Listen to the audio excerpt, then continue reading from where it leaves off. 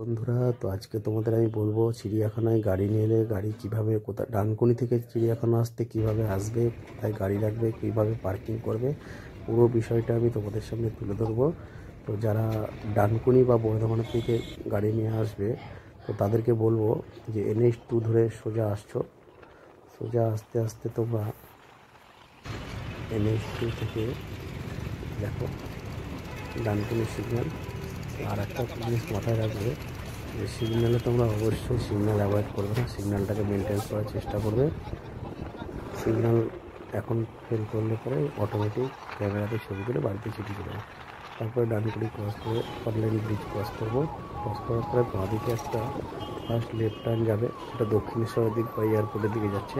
তো সেই দিকটা আমরা যাব না, সোজাটা চলে যাব, যেটা বোম্বে রোড চলে যাচ্ছে খড়গপুর দিকে। তো যাই হোক,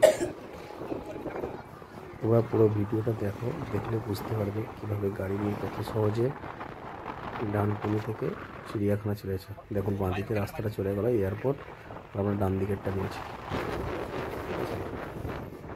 এবার বোম্বে রোড ধরে যাচ্ছি। বোম্বে রোড দিয়ে গিয়ে একটা মোড় আসবে, এই দেখো সড়কটা পার করেই এটা হচ্ছে কোনা হাই রোডের মোড়। এখান থেকে আমাদের লেফট টার্ন নিতে হবে, যেটা সাঁতরাগাছির দিকে টুয়ার্ডস যাচ্ছে। সোজা চলে গেলে সাঁতরাগাছির দিকে চলে যাচ্ছে। এখন সাঁতরাগাছিতে মেট্রোর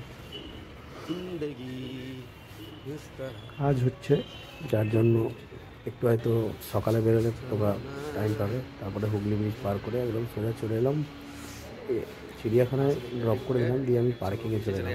এখন আমাদের মাননীয় মুখ্যমন্ত্রী একটা বিল্ডিং করেছে, এটা পুরো পার্কিংয়ের জন্য 25 টাকা করে ঘন্টা। চারতলা থেকে একদম গ্রাউন্ড ফ্লোর থেকে 7th তলা পর্যন্ত।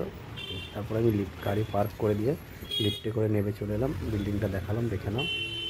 এখান থেকে ডান দিকে বেরিয়ে ডান দিকে ঘুরে যাবে, তারপরে বাঁ দিকে সোজা গেলেই চিড়িয়াখানা পৌঁছে যাবে।